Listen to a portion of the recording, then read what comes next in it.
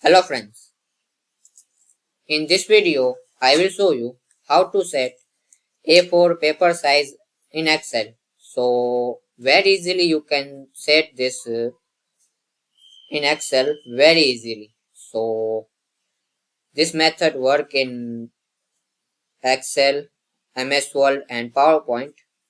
So firstly you need to click on here page layout and size, and here you see this A4 paper size. So just click on it, and if you not find here, so click on more paper size,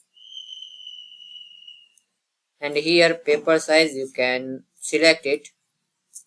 Here click on here and select this A4. So you can set this A4 paper size very easily and click on OK. So this way you can very easily set it. So thanks for watching this video. Please like, share and subscribe this channel for more useful and interesting videos. Thanks for watching.